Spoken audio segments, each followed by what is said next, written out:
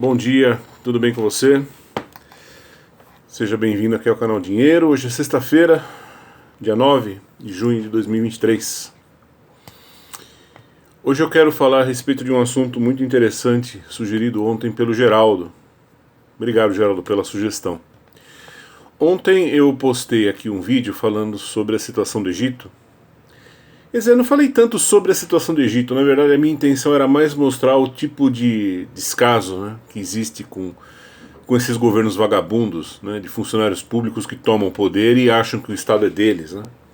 E depois, quando tudo dá errado, eles falam para o povo comer casco de gado ou pé de galinha, como o governo do Egito está fazendo agora. E aí, o Geraldo me mandou uma sugestão muito bacana. Ele falou assim: André, por que você não fala de quem deu certo? Verdade, né? E aí ele sugeriu Singapura.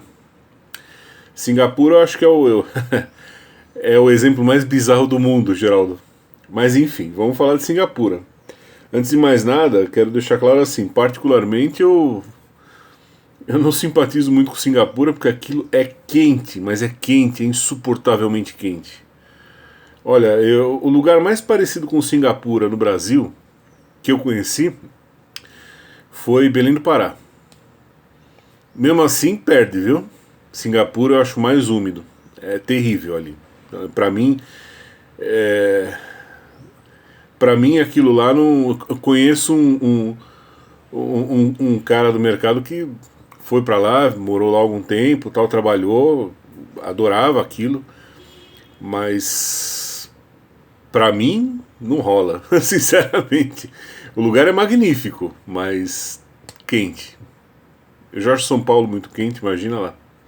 Mas enfim, isso é gosto, né? Há quem se adapte muito bem, como eu falei. Conheço gente que foi pra lá trabalhar e adorou. Mas falando sobre o país, né? Aquela velha pergunta, quando você olha pra Singapura, você fala, como pode, né? Como é que deu certo? E realmente, é uma pergunta que procede, porque assim, vamos lá. Singapura é uma ilha rochosa, basicamente, né? Não dá nem pra falar que é uma ilha, é uma sujeirinha no mar. Muito pequena, né? Ela tá bem na ponta da península da Malásia. Ela é o bico, né? E assim, se eu fosse te responder do jeito que é, como dizem, se eu fosse mandar a real pra você, Geraldo, esse vídeo acabaria agora, 2 minutos e 57, porque o segredo de Singapura é um governo honesto. Mais nada. Tudo bem, livre mercado, mas acima de tudo é um governo honesto. Acabou o vídeo. Certo?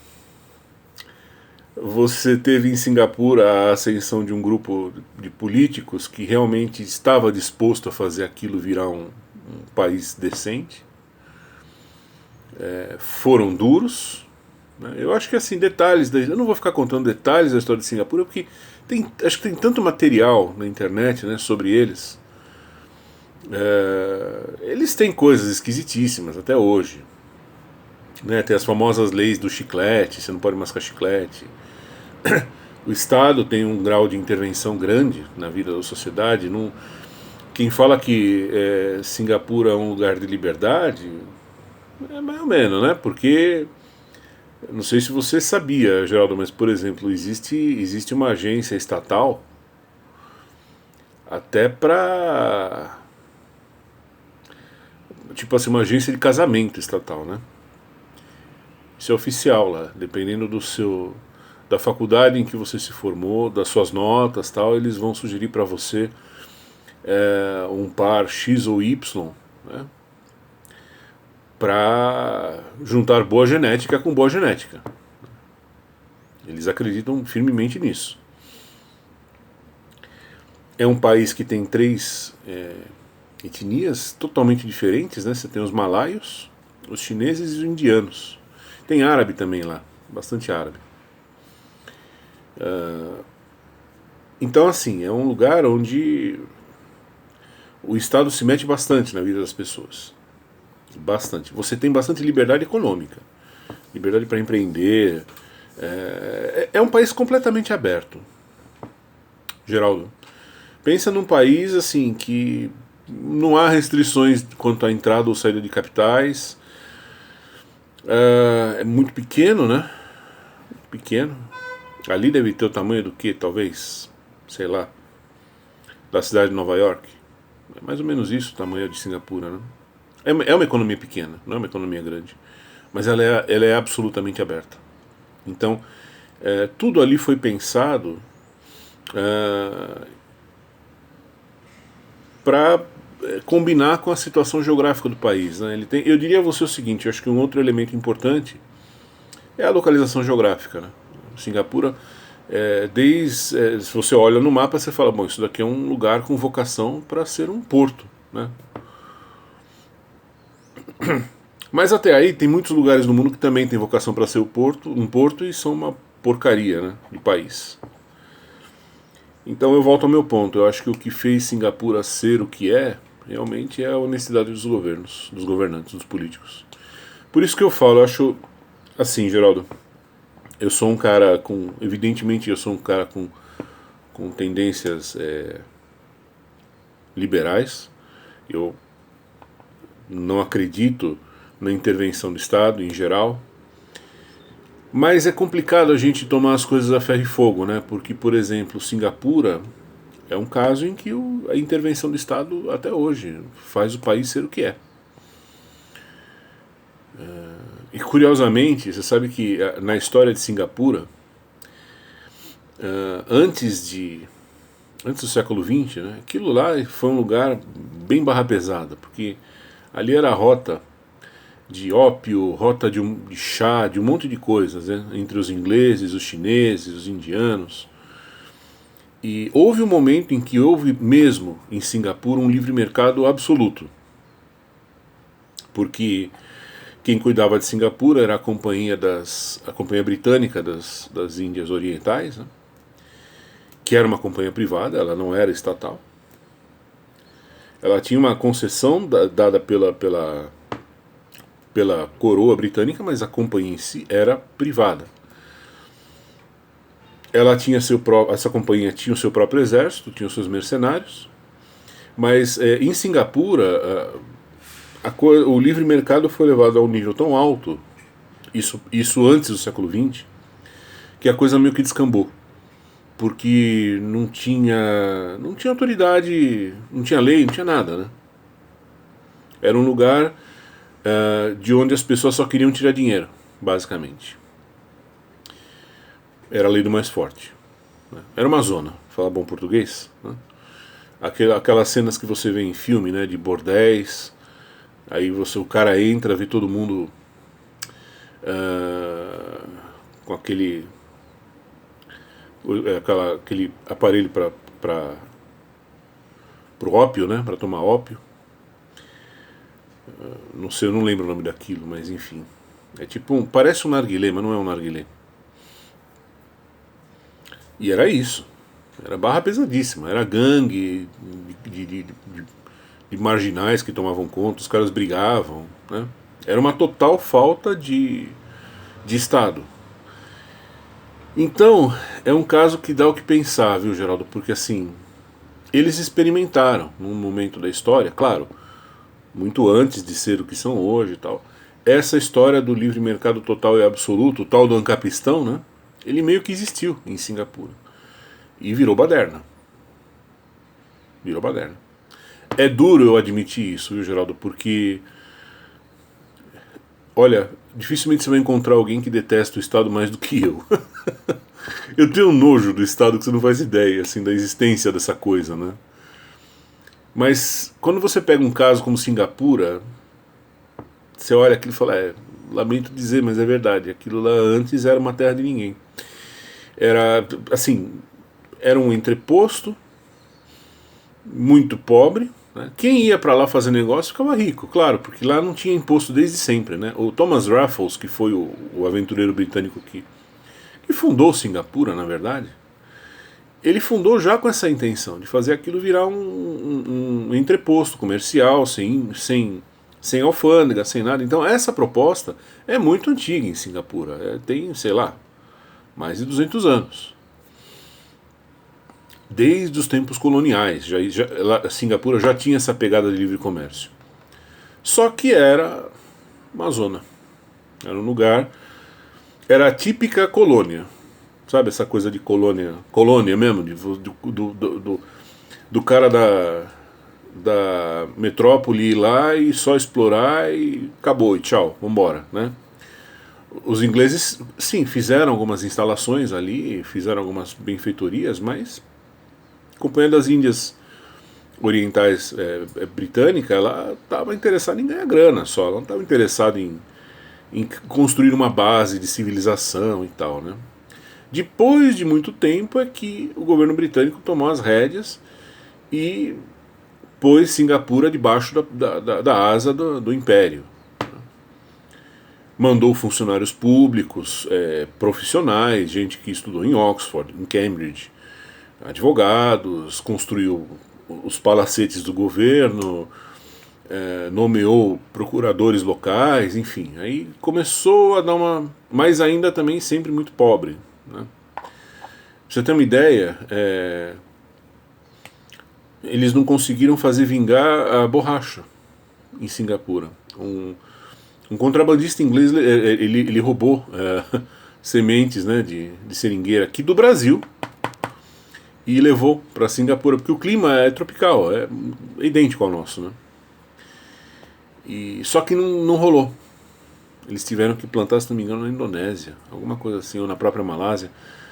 Porque a seringueira, bom, foi o erro do Henry Ford, né? A seringueira é uma árvore que você não pode deixar, você não pode plantar uma do lado da outra. Você tem que dar uma grande distância. E assim, não tem espaço em Singapura, né?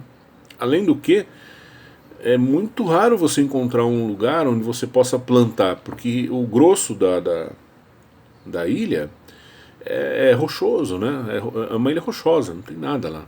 Assim, solo fértil mesmo, é 10%, e olhe lá. Bom, pra você ter uma ideia, Geraldo, Singapura precisa importar comida e água. Eles não têm água lá. Imagina só, né? Então, desde o início, foi um país, quando houve a independência, né, em relação à Inglaterra, existia um forte sentimento assim, nacionalista, né, aquela coisa bem típica de esquerda. E curiosamente, o próprio Lee Kuan Yew, que foi o fundador de Singapura, né, o homem forte de Singapura, que fez Singapura virar o que virou, ele tinha um pouco desse viés meio de esquerda. Tanto que quando ele estudou na Inglaterra, mas quando ele voltou para Singapura, ele era advogado. Ele defendeu inúmeros sindicalistas, membros do Partido Comunista, ele era metido com o pessoal de esquerda.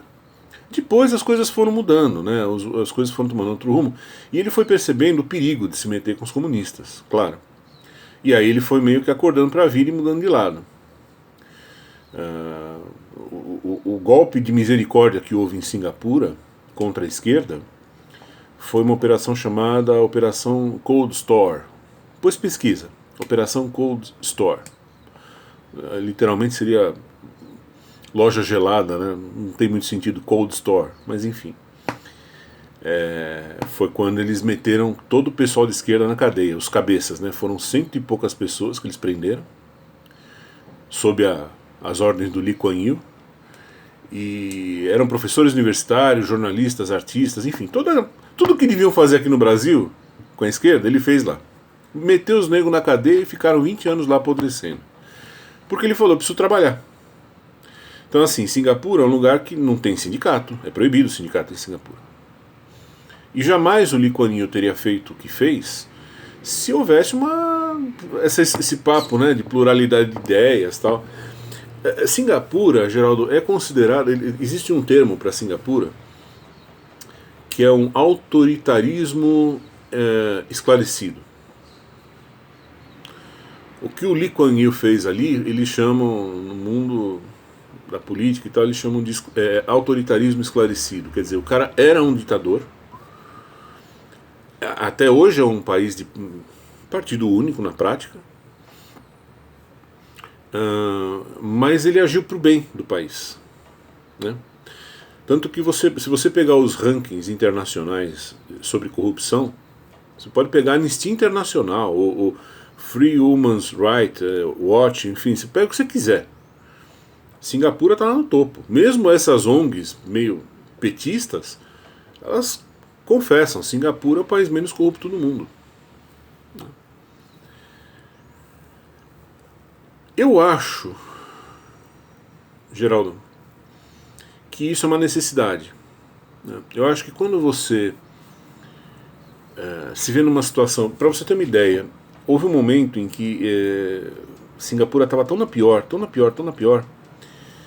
que o Lee Kuan Yew foi tentar falar para a Malásia, olha, vocês não querem ser a nossa metrópole, né? Já que a gente não tem mais Inglaterra.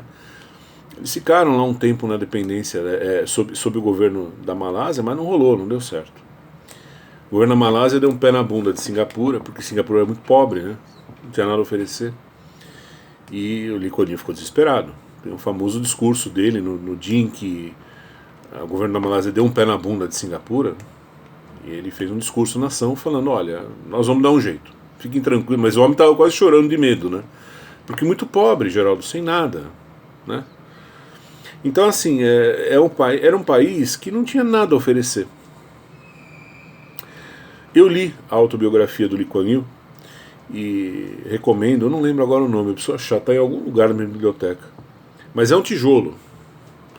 E ele fala que na época da independência, na década de 50, 60, ele falou, a gente olhava para outros países como o Brasil, e ele cita o Brasil, e ele fala, puxa vida, né? Um país que tem tudo. Como que Singapura vai competir com um país como o Brasil? Tem extensão territorial. A gente não dá valor a isso, a gente acha que isso daí é normal. Não é normal. O normal no mundo é você ter 10 metros de terra arável e depois o resto é pedra. Isso é o normal da humanidade, né? Mas enfim, ele fala que o Brasil tinha tanta coisa positiva a oferecer aos investidores, e ele olhava para Singapura e ficava desesperado, porque ele falava, gente, eu tenho que fazer isso aqui virar um país. Eu tenho 3 etnias aqui dentro, né? Os malaios, chineses, indianos, um pouco de árabe ali para ajudar a esquentar o caldo. Quer dizer, tinha tudo para ter virado uma guerra civil, né? Para ter desintegrado. E o homem conseguiu. Ele percebeu, ele falou assim, olha, o que eu posso oferecer é liberdade para quem quiser. E deu certo, né? Deu super certo. Mas eu repito, Geraldo, o segredo de Singapura é a honestidade dos políticos, dos governantes. Não tem outro segredo. Eles são realmente muito sérios. Ali não tem jeitinho, ali não tem corrupto, ali tem pena de morte, né? Singapura tem pena de morte até hoje. Eventuais gracinhas que você faça, eu lembro de um caso famoso de um turista alemão, sabe esses jovens alemães meio com cara de membro do Greenpeace, né? O cara foi e pichou um monumento lá de Singapura, e ele foi condenado a 12 chibatadas em público. Singapura até hoje aplica castigos físicos, dependendo do que você fez. O governo da Alemanha interveio, falou, por favor, não faça isso com o moço, né? Os caras não deram a menor trela, deram lá 12 chibatadas no alemão e mandaram embora. Então, é um país que não é de brincadeira, né? Lá, se você pisar isso aqui fora do lugar, adeus. Adeus. Mas eles não têm outra opção, Geraldo, porque se eles não fizerem isso, aquilo evapora, né? Eles foram obrigados pelas circunstâncias a fazer com que Singapura se tornasse... Eu acho que hoje, em termos econômicos, Singapura é o país mais aberto do mundo. Praticamente não há, estou te falando, não há controle de câmbio, não há controle de nada. É uma economia totalmente aberta. Totalmente aberta. Pequena, mas totalmente aberta. E é interessante, olha como são as coisas, né? Por exemplo, se você for olhar a política monetária de Singapura, tem uma coisa interessantíssima. Singapura, claro, depende muito de importações, né? Depende de tudo. Como eu falei, os caras importam água, não é pouco, né? Então, para eles, a questão do câmbio é muito sensível. E é através do câmbio que eles controlam a inflação, eles monitoram o câmbio. Aí você fala assim, poxa, mas no mundo inteiro se controla a inflação através de taxa de juros, né? Por que Singapura não controla a inflação através de taxa de juros? Porque Singapura tem toneladas de multinacionais lá dentro, né? E a facilidade, Geraldo, de se mandar ou se retirar dinheiro de lá é tão grande que essas multinacionais elas não fazem uso do mercado local de empréstimos. As empresas em Singapura, elas não fazem uso, para elas tanto faz se a Selic local é 10, 20 ou 30, porque ela pega dinheiro com a matriz. É muito fácil fazer isso lá. Então, entra muito dinheiro, facilmente. Agora, se eles fizerem besteira, também vai sair muito dinheiro com a mesma facilidade, então eles não podem errar. De novo, a economia é muito aberta, ela é muito exposta. Se eles fizerem uma besteira, o dinheiro sai de lá em 10 segundos, ou menos, né? Menos, né? O tempo de dar um enter. É isso. Então eles são sempre muito atentos a tudo que está acontecendo, eles monitoram bastante, mas eles dão muita liberdade, né, para as empresas. Então, imagina que loucura, né? Quer dizer, é uma economia em que a taxa de juro local pouco importa. Tanto faz, o cara fala, não, eu pego lá, sei lá, vamos supor uma Bayer, ela fala, não, eu trago dinheiro da Alemanha, pego lá com a matriz emprestado em condições. Então, para eles, a taxa de juros não faz nada. Ela não tem poder nenhum desculpa, de tirar a liquidez do mercado, nada. Porque os players locais, eles pegam o dinheiro fora e levam o dinheiro para lá com a maior tranquilidade do mundo, a maior facilidade do mundo.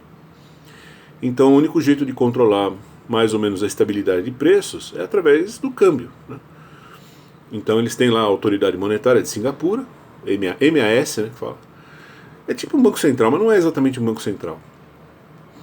E é isso, eles ficam de olho no câmbio, para ver se não acontece nada de errado e tal, mas nunca tem problema, a verdade é essa, né? É sempre muito estável.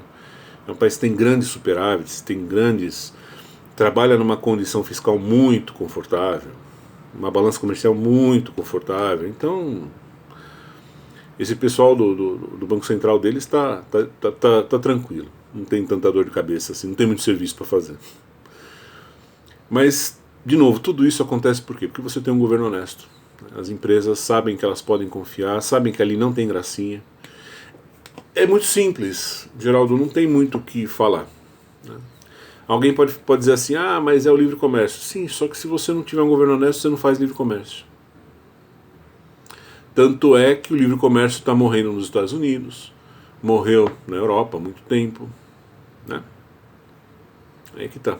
Então, assim, ter um governo honesto é tudo. É só querer, Geraldo, não tem... Desculpa, mas assim, embora tudo bem, eu fiz uma explanação enorme, né? Fiquei 20 minutos aqui falando coisas sobre Singapura, mas é como eu disse, eu poderia ter encerrado o vídeo aos 2 minutos. Porque é isso. O segredo é ser honesto. Ter um governo honesto, ter políticos honestos. Se você tiver isso, está resolvido o problema. É só querer. É simples assim. É bacana, mas é triste, né? Enfim. Essas são as linhas gerais, Geraldo. Espero ter sido interessante aí, que tenha agregado alguma coisa nova para você. E nos vemos em breve. Comentários, críticas, o que vocês acharam de Singapura, o que vocês acham da situação do Egito, querem comparar os dois países, deixem aqui embaixo. Eu também quero saber o que vocês pensam, né? Quero saber a opinião de vocês sobre todas essas coisas que a gente fala aqui. Tá bom? Um abraço, gente. Até mais.